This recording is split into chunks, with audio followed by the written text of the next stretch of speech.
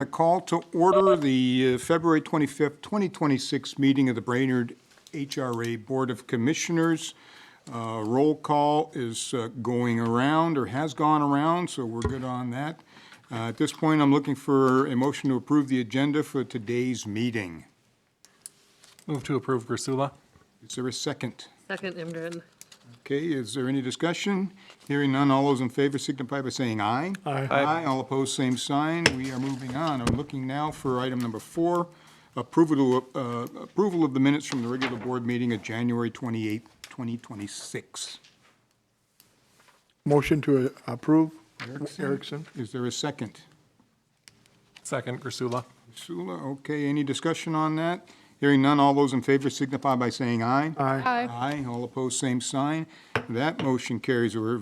Item number 5 on our agenda is unfinished business. There is none. We've finished everything. So our next item is number 6A, and the new business shared services agreement between Brainerd HRA and Crosby HRA. Director Charpentier. Yes, thank you, Mr. Chair. That memo is up on page 7 and is up on the screen there.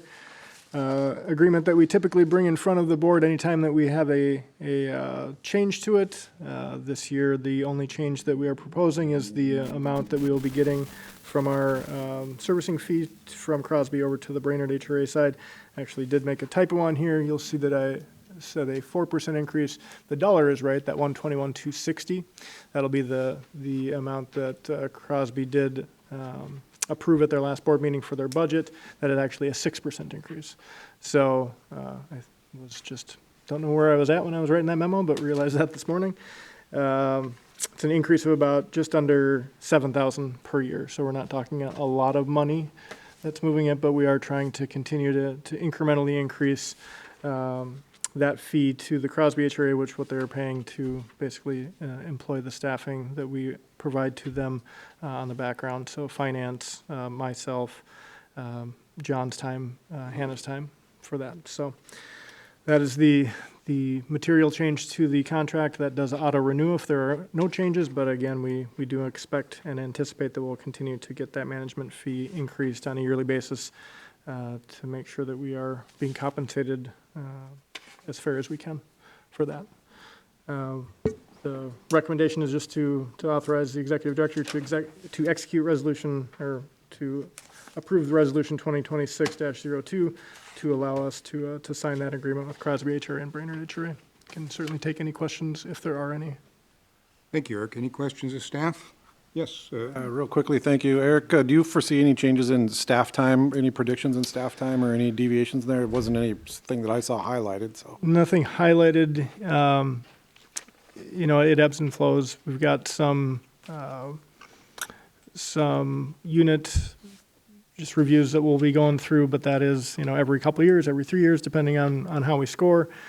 So Inspire inspections, those are coming up right now. We've got both Edgewood and Delwood, so that'll take a little bit of staff time, but again, in the grand scheme of things, not. Okay. It'd be fair to say that the increase is inflationary?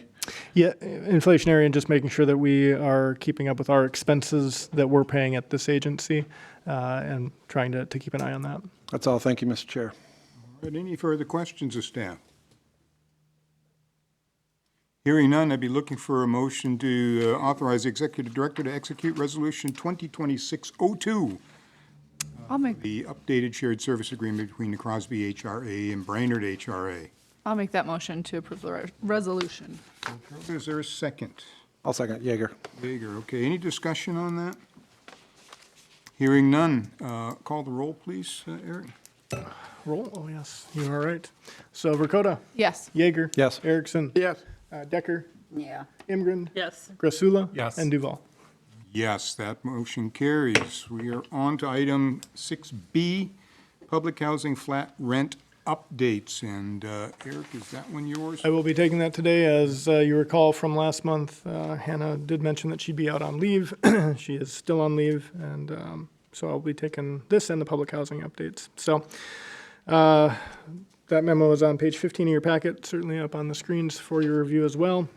Pursuant to PIH Notice 2021-27, this is a HUD guidance from us. HUD requires us to update our public housing flat rent amounts each year so that they are no less than 80% of FMR, or fair market rent, for our area. For the current year, HUD has established the following fair market rents: one bedroom at $854, two bedroom at $1120, three bedroom at $1345, and four bedroom at $1569. Based on 80% of the FMRs, flat rents will be increased as follows, and you can see that impact from a 1, 2, 3, and 4 bedroom from current to what the new flat rent would be, but we are actually proposing to phase in that flat rent. So HUD does limit us on rental increases up to 35% per year for residents currently paying flat rent. Keep in mind, this isn't every resident in our public housing. We've got 57 households of our 203 households that are on flat rent. So it's not everybody, and keep also in mind that households are able to, at their recertification yearly, choose to either go with flat rent or they can go to income-based. So as we talk about this change, it likely will be less than the impact for the majority of those that are on flat rent if they are going to go to income-based potentially. So HUD does limit us to a 35% increase year to year on flat rent, but we can do a phase-in to kind of catch up. We can do that over a 3-year period. So we are proposing, or staff is proposing, that we increase 30% next year, and then we'll continue to increase it marginally for the next following year based off of what FMRs for next year are. This is something that is in guidance that we are required to do every year. I will say with some of our staffing turnover, we did not catch that for a year or more. And that's where we're at this position where we're actually playing catch up, and that's why we can't work within that 35% per year to year. So that's why we are proposing from a staffing standpoint to do a phase-in, so to minimize the impact on our flat rent individuals, but still make it there within the next 3 years per HUD guidance. Certainly not something that we are proud of missing that for a couple of years, but it is the reality of where we're at, and it is a requirement of HUD to make sure that we are raising those flat rents to keep in line with FMRs. Seeing that, I guess I would entertain any questions on where we're at or why we're proposing that 30%, and be happy to field any questions. Thank you, Eric. Questions of staff? Yes, Mr. Yeager. Yeah, thank you, Mr. Chair. So my question is, okay, so we cannot be less than 80% on our flat versus the FMR.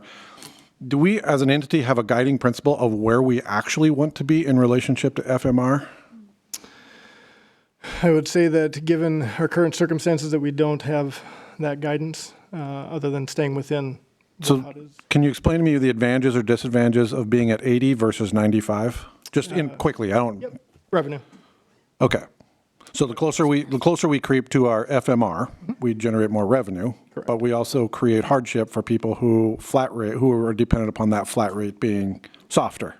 That's correct. Right. So if we're closer to 80%, better for our tenants. Right. Closer to 100%, we're better on our books. Right. So it seems like something maybe we should talk about as a group is kind of what is the general philosophy we should have, or do we look at it every year and then potentially make a change to our flat to help close revenue gaps on a year to year, or do we not? Or so that was the impetus of my question is just why we pick where we are. Do we know where these numbers sit in relationship to FMR, the ones that are in front of us? So the FMR is right above that. So Okay, Max, got it. can you scroll back up? But percentage-wise, that's Oh, percentage-wise, I don't off the top of my head. okay.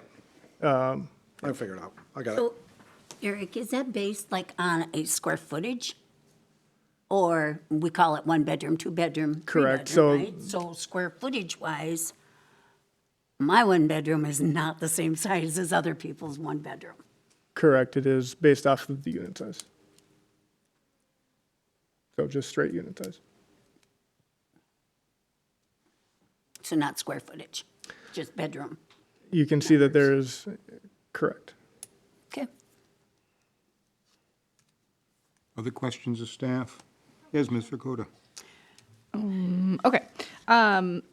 In theory, if they qualify, all 57 households that are on flat could go to income. I guess, what's the difference? Yep. Are they getting a better rate on the flat rent, or are they potentially getting a better deal on the income? And do we have the ability for all of them to move to income? So yes, yes, and yes. Okay. But let me give you some context. Win-win-win. So income-based rent, you're going to only pay 30% of your gross income based off of your tax returns, your pay stubs, things like that.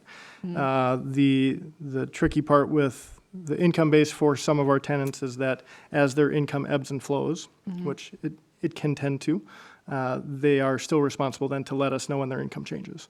So if they know they've got a long-term change in income, they get an increase in their hourly pay, then they've got to make sure that we are aware so they will always be paying 30% of their gross income.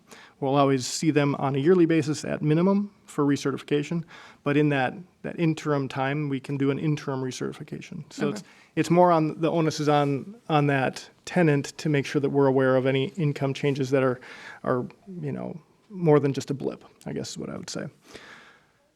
On the flat rent side, so if that individual that's on flat rent, they've obviously qualified to be in public housing based off income, they could be on flat rent and actually go down to income-based and see a smaller increase because their income might not be up to that standard that flat rent would be. They're 30%.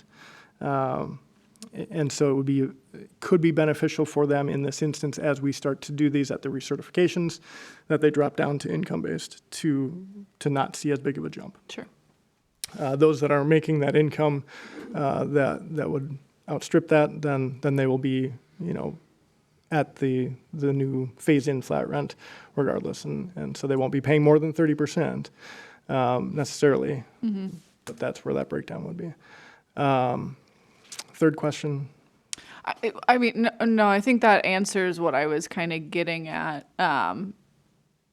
Yeah. And they always have at least on a yearly basis, they have that opportunity to reevaluate that, right? And so as their income ebbs and flows, and that's where it is more of a pain and the onus on that tenant. If they go to income-based rent, they just have to be more cognizant of that income if they're having any changes. If they get a new job, hopefully all of our tenants understand that. If they get new jobs or lose jobs, that they're typically good about letting us know when there's a decrease in income. Maybe not as much when their income increases. Sure. Just it's usually not front of mind. It just you think you're doing. I mean, you're doing better for yourself. You don't necessarily think, oh gosh, I got to go tell the office that we've got an income change. Mm-hmm. And that. Hypothetical, more move to income, that doesn't affect our revenue base on these, or how does that work? Again, you'd probably see a smaller move of the needle on the income, because what we would anticipate if there are more people that are going to income-based, then we're not going to realize that higher flat rent. So it will still move the revenue increase, but it might not be as, you can't just say it's going to be a 30% increase to those 57 units, because you're just not positive where it's going to land. But there's not like we can't have, do you know what I'm saying? Like, it would be detrimental for right. To have everyone one way. It would be okay if everyone went on flat rent. We would still, again, that's, or flat rent versus the income-based. If they all went to income-based, we'd still be okay. We're not necessarily going to be losing revenue in leaps and bounds. Okay. Thank you for clarifying. Yeah, and I guess if, Mr. Chair, if you don't mind just responding to Mr. Yeager's comments about finding a kind of target, I would say that as we get Hannah back, because Hannah's been great about doing research on making sure that we are doing all of the fine point changes, that she would have her input on that as far as what we'd be looking at, working with finance to make sure that we hit a target, but also making sure that we're in line with being fair to our tenants, being fair to our budget. And I think that's why we are proposing that phased in, because we don't want to do it all in one chunk. Yeah, it seems like there would be a sweet spot somewhere in the middle. And it is, and the income base is always gross base. It's not net, right? Correct. Gross and net are 100% not related. So it seems odd to me that it's based on gross, not net, but yes. Another conversation. Mr. Erickson. Do we know how many are on flat rate? Yeah, 57 of our 203 households currently. 57. Yep, so about a quarter. So they're going to see the increase. Potentially. So now if they will see we'll get the messaging out, presuming that the board adopts this proposal, we'll get that messaged out, and then on their recertification. So it's not like tomorrow everybody's rent goes up. It's when they're recertifying, they will have an option to either go with the flat rent, which would be that far right column phased in flat rent as we propose it. Yeah. Or they could go to income based, which if their income is, if the 30% of their gross income is not, if it's less than 636 for a one bedroom, then it would make sense for that tenant to go on income based. So they would not realize that large of an increase, if that makes sense. So, a second point, are we giving them counsel on this? Are we helping them to understand, or are we expecting them to understand it? And again, with the messaging that we get out on our, assuming that there will be memos that go out from our public housing staff to explain where the rent increases are coming from. So that will be there. Obviously, our office is there to answer questions, and there will be questions, no doubt about They it. can come in and ask questions? Absolutely. Okay. Yep. And maybe this is not part of the, but there's a wait list at North Star? Yes. How many's on that wait list? Let me jump ahead. I'm sorry. No, you're good. Nope. It's good to answer that question. So our waiting list for North Star on a one bedroom, we've got 169 households that are on that wait list for a one bedroom. We've got 18 on the wait list for a two bedroom. We only have 2 units that are 2 bedrooms in that complex. So we've got 161 bedrooms and we've got 169 on the waiting list. Wow. And that's pretty normal. It's quite a shortage of housing. So you're telling me there's 169 qualified? Mallory, are those typically qualified or are they? Anybody that is on our waiting list currently would be kind of like pre-qualified, where we look at public records for criminal history and any evictions. And then once we're able to actually offer a unit to somebody, then we do a bigger background check and look into actual rental references and, again, look at their criminal record in case something happened between then and now. But the 169 represents pre-qualified. Correct. Can I add something? While those 169 are on the wait list, many of them move, don't update their addresses, so half of them potentially can fall off of that wait list. Yep. So you'd say 50% would fall off? I'm speculating, but I just know from my course of work that a lot of people leave the area, Get tired of don't waiting. update their address so they don't get notified. So, And again, in a follow-up, how many do we rent out? How many of that 169 are going to get an opportunity to move in next year or this year? Again, that's pretty dependent on where we're at. If we look at our, public housing reports, we had no move-outs and 100% occupancy in January. So there was no movement at all. Right. Typically churn, 3 to 4 per month potentially. 3 to 4 per month. Yeah, real big months we might have a few more, but we don't have that much kind of churn. Sure. Thank you. Other questions of staff? So we have at least, Mr. Yeager, your desire for kind of a look at different rental percentage rates and fair market values and things. If we don't have a burning appetite to have a statistic soon, it seems to me that would be a good topic. Later this year, I believe we'll be reviewing some of our strategic targets, and that might slide nicely into that, give staff a little bit of time to kind of dig around a little bit. And so if we're comfortable with that, or alternatively, we'd like to know that answer sooner, June or July or something like that. I don't think it would, Mr. Chair, if I may, I don't think it would be my expectation to know that sooner. I think it's more of a global discussion of where we want to be. I think there's a lot of things to factor in. I feel like one of the key factors is if you're not incrementally raising tax, you fall further and farther behind the market, and then all of a sudden our tenants are in for a gigantic jump at some point. So but you also don't want to overpay, outpace it either to where we're putting undue hardship on. So I just think that, there's probably a sweet spot. We just have never talked about it and what it should be, and we haven't used it as a guiding principle for this before. So that's all. Yeah.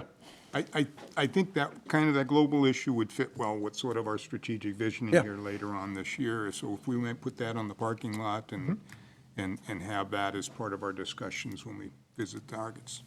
Okay, any further questions of staff? Seeing that there's none, I'm looking for a motion to approve the increased public housing flat rent amounts. Erickson approved. Is there a second? Second, Grasula. Any discussion? Hearing none, all those in favor signify by saying aye. Aye. Aye, all opposed, same sign. That motion carries. And now I believe we are on to staff reports, and we'll be beginning with Finance Director Young. Yes, Karen, thank you, thank Chair you. Duval. My memo is attachment 4, page 17 of the packet. Did want to just again let the board know that we did have our auditors complete our field work earlier this month for the Brainerd HRA, and actually they're at the offices today doing Crow County and Brainerd South.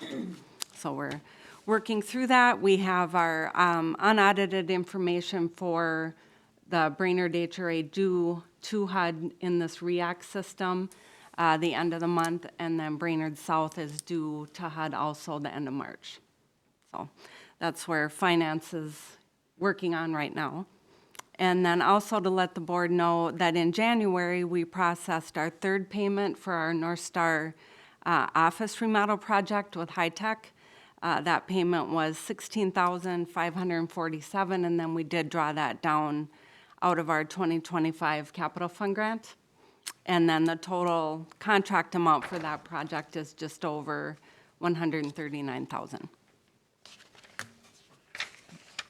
Any questions at all regarding our January financials?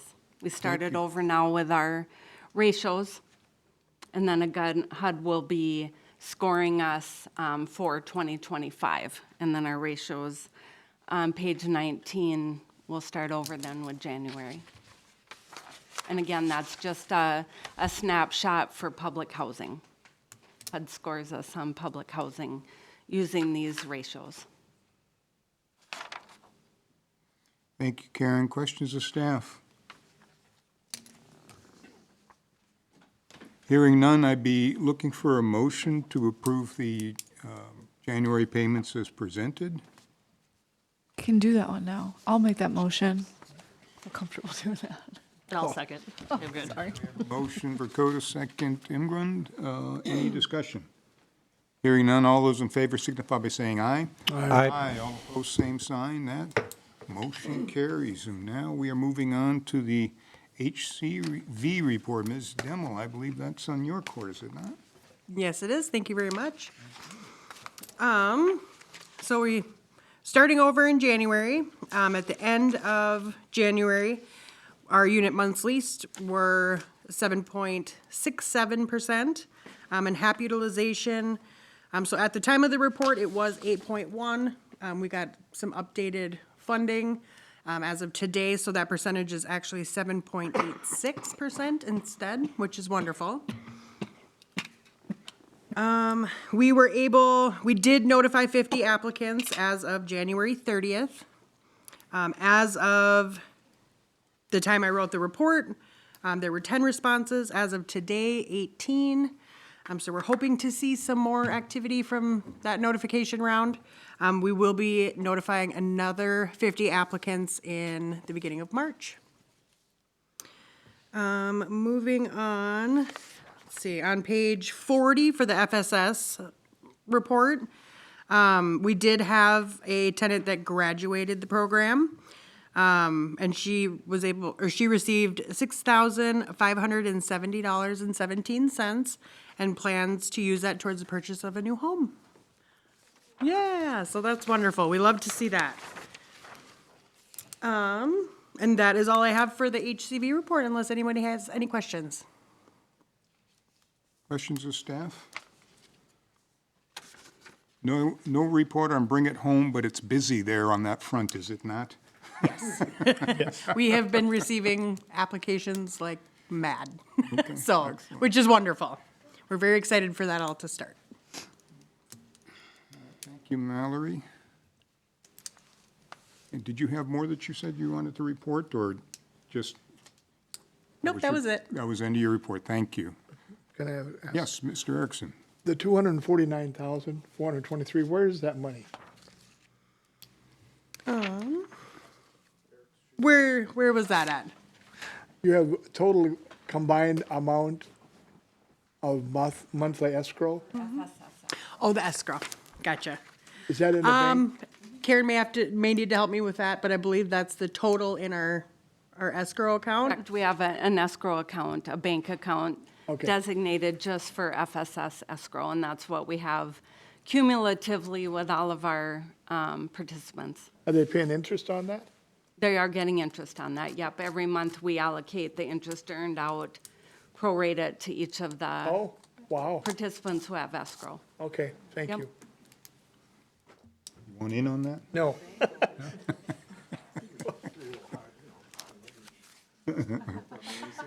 All righty, we are moving on to 7C, the Housing Management Report. Eric, I believe you're taking that? Yes, thank you, Mr. Chair. That is on page 43, is also up on your screens. Vacancy reports on the next page. We can look at that in a moment. Valley View is at 95%. And under just Ross, we've got 33 residents getting food boxes. And at this point, our administrative specialist over there is just assisting residents in finding information for Ross. We do anticipate getting Ross reposted as soon as Hannah gets back, giving her the opportunity to interview those positions. Hoping sometime in March that will get rolling again. But knowing that we want Hannah in that role to be able to review those applicants. So looking to that, as far as the stats, if you go to page 44, you can see we're at 100% on our public housing. As far as no vacancies, that's great to start the year off. Page 45, to Commissioner Erickson's questions are where we look at waiting list under number 3. So that will show you what our waiting list is for all of our kind of units there. So 328 families in total, or households, that are on our waiting list currently. As Commissioner Imgren stated, we do know that some of that gets stale throughout the year, and we do try to get that updated as much as possible, certainly when we've got openings at any of those sites.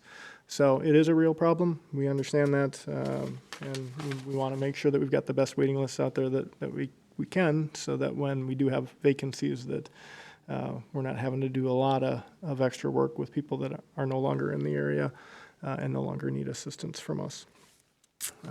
Other than that, if you go down to the next page, Max, just kind of talks about our unit inspections. We will be, I think, expected to do all of our inspections re-inspected, because we do have inspections coming up from HUD next week, so on the 4th, next Wednesday, week from today. So they will pull 28 of our units, that's scattered sites and North Star combined. They will do all of our, they will inspect our common areas, certainly 28 of our residents, so it's kind of a pain. We certainly understand the tenants get a little bit more just stressed out during these time periods, because we're in there, then they could be randomly pulled for HUD to come and inspect, and it's just never a fun time for any of the tenants. It isn't. But it's, thankfully every 3 years at this point from a public housing standpoint, so that's better that they get a kind of a double whammy of inspections, but we're looking forward to it. This will be our first Inspire. That's their newest standard that they do for their inspections. So we've got a lot of newer inspectors, and then a lot of newer standards. So it's always kind of a toss-up to make sure that we have the best information as far as what they're going to be looking at, as far as kind of their hot button issues.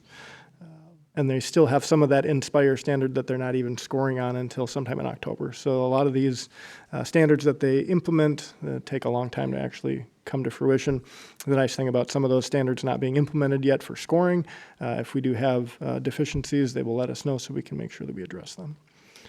So we'll keep going with that, but that'll be taking a lot of our maintenance staff and our public housing staff and, some of my staff time next week. So looking forward to it. They'll get that done in a day, though. That is all I have on the public housing report, unless there are questions for me. Thank you, Eric. Questions of staff? Yes, Mr. Yeager. Mr. Charpentier, how much notice do the tenants actually get of that HUD inspection? We talking 10 minutes, 1 day, a week? No, so they will be, I want to say it's at least 48 hours, but I feel like we do a 7-day on these HUD inspections. That, Okay. hey, your unit might be pulled, and here's the day and time that it might be pulled at. So we give them as much time, but we don't know which units until the day of. Oh, I see. We mass notify So you have to every notify single everybody. person. Yep, and so that's why everyone gets on edge. I mean, Commissioner Decker can probably speak to that too. She's been through, inspections before. It's just a stressful time. It's stressful for our maintenance staff. It's probably more so stressful for our tenants.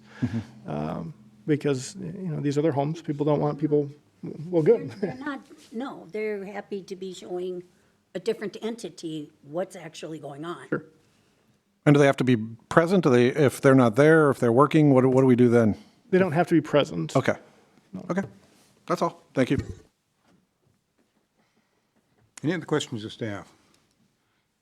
And I think we just, probably in the tail end of last quarter, we did our inspections. So we walked through all of the units in the last quarter. 28 are going to get pulled to have a look-see in Yep, this. and then we did we're back pre-inspections, in too. probably the last quarter of 2026, and we'll be doing our inspections again. Yeah, You technically, don't I get a think, buy, basically, if you've got. well, and I think we do pre-inspections and we try to inspect everyone again before inspection, so that might be our yearly annual. We'll talk with John about that and see what his plan is. Very good. All righty. We are now moving on to rehab programs report. Mr. Schomer's not here, so that means Eric. Yeah, thank you, Mr. Chair. That memo is on page 47 up on the screen. John is busy doing inspection-related prep, so we've let him continue to do that, as it's certainly very important. His memo pretty much speaks for itself. The Small Cities Development Grant that we've realized for the city, the $600,000 for streetscape, Britt's been working on. It looks like we are basically all done on our side until the project starts. And so city gets to add that to their bottom line as far as what they've got for funding. And then we'll work with the city staff as those projects get going. So, and then we still do have an open Small Cities Grant in Southeast Brainerd. And so Britt's still busy working through that.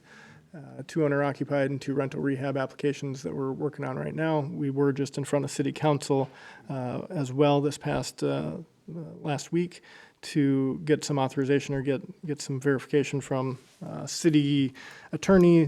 We've got an applicant that actually sits on another city committee, and we just wanted to make sure that, number one, there wasn't a conflict of interest, which we didn't believe there was, and number two, that the city and the city council in particular was aware of that so that they could give their blessing to it. So we are working through that, and we appreciate the city's cooperation in that as well.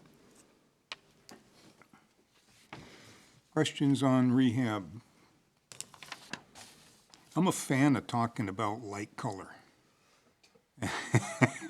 And so the Small Cities Grant will be providing funding for the Washington Street improvements, with lighting as being one of those factors, right? And Correct. And I'm hoping, I think during the city's revision of the zoning ordinance, there was a lot of revisions to lighting standards. But if I recall, Mr. Yeager, you may have been on there at the time. I was, yep.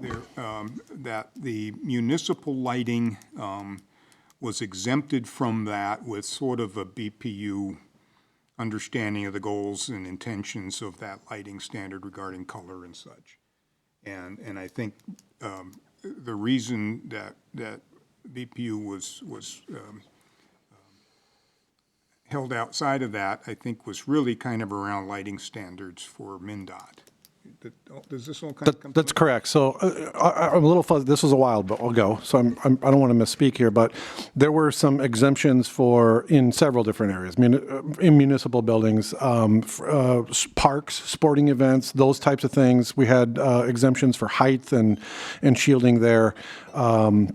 But surface-mounted luminaries on most buildings, we were able to control. I believe that was 2,700 and shielded, if I remember right.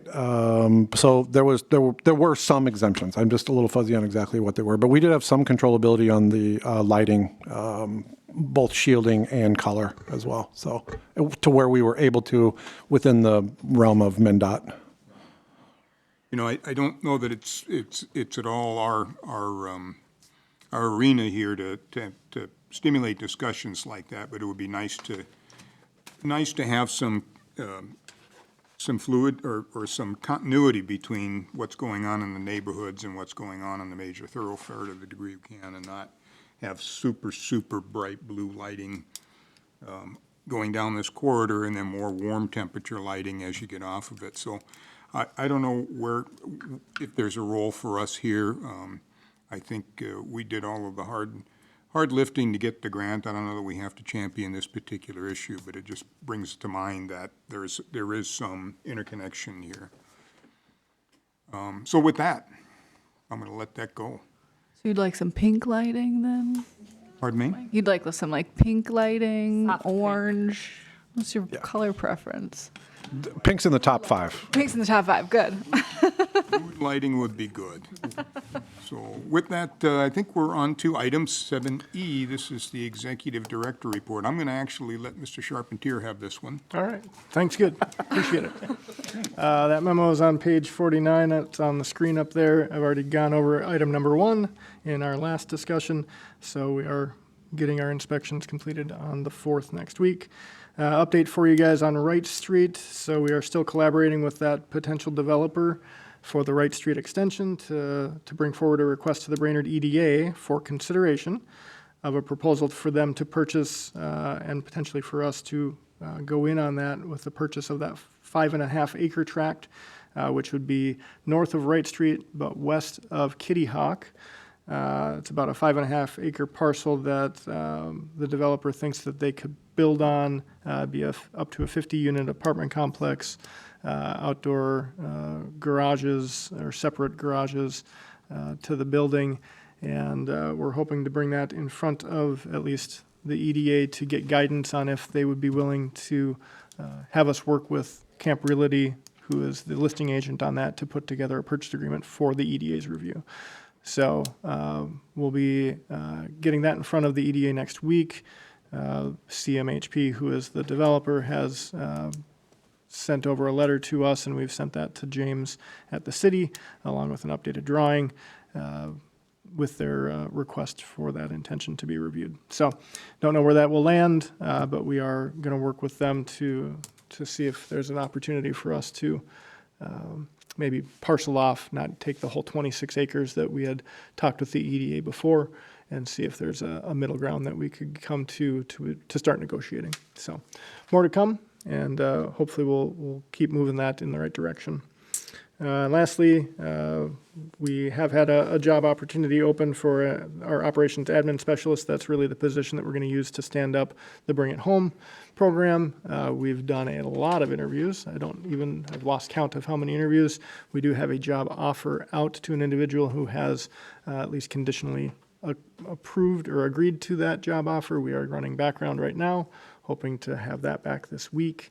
And if all goes well, we will have that person hired and likely working mid-March at some point. So as we talk about Bring It Home, we're going to really get that into gear with our hire, whoever that may be, and we certainly think we've got the right person ready to go for that. We're excited about them, and more to come. Any questions for me? Questions of staff? Hearing none. Thank you, Eric. We're going on to commissioners' comments. Wayne, would you like to kick us off on that? No, I'm good. Everything's great. Righty. Kevin? I have nothing either, Mr. Chair. Thank you. Thank you. Ally? Ditto. Really? Justin? I have nothing. Nailed it. Katie? I've always got something. Really, really excited about Bring It On, or Bring It Home. I did it again. I always say, bring it on. I did it last time we talked about it too, right here, I said it. You're in it to win it. I'm in it to win it. Such a millennial. And just stemming off of the discussion we had about lights, I found out at my team meeting this morning that OSHA has some new standards where fluorescent lighting will not be allowed in workplaces, and I am thrilled. So, because I work in fluorescent lights and I always have a headache, so The eye flicker. I just thought, since we were talking about it, did you hear that, Kevin? Yep. Yeah, Yep. that's exciting. Yep. So it's pink in your buildings too, huh? Well, it has been for quite some time. I don't want to say I was ahead of the curve, but. Sensitive lighting. Thank you, Katie. Janet? I just have one resident question, and she wanted to know how it is that she got a $20 fine or fee for a lookup on a broken washing machine door. So she's not sure how that reflects back to her, and how would she pay for a door that somebody else broke, or the lookup fee. Sure. And so I'm not familiar with that, but we will certainly have staff take a look at that, and I can get that answered to you directly if you'd like, Commissioner Decker. Pretty sure they know who they charged the $25 lookup fee to, so they can get back to her. Sure. Okay. Sounds good. Well, and if we can use it for laundry room, how come we're not using it outside to keep our yard clean for our Inspire inspection? It's still a problem out there. With pet waste? You call it that. Oh, my. It's a lot, huh? I call it a barnyard. I swear, with 50 cattle, we had a cleaner barnyard than our backyard stays. We will make sure that our maintenance staff relooks at that. Well, if you looked it up and saw who's doing it and sent them out to clean it up, as should be, and/or find them, then we would have bonuses for the maintenance and the housekeeper that have to keep doing it. That's how I see it. Thank you, Ms. Decker. Do you have anything else? Oh, yeah? Okay. All right, thank you. And I have nothing. Oh, that was a big setup for, yeah. So with that, next meeting is March 25th, 2026, here at Council Chambers. I'm looking for a motion to adjourn. So move, Jaeger. Is there a second? Second. Okay, Decker. And with that, we are all in favor, say aye. Aye. Aye. All opposed, same sign, and we are adjourned at 1:43. Get on, I can't stop it. It's like that movie, it's just. Yeah,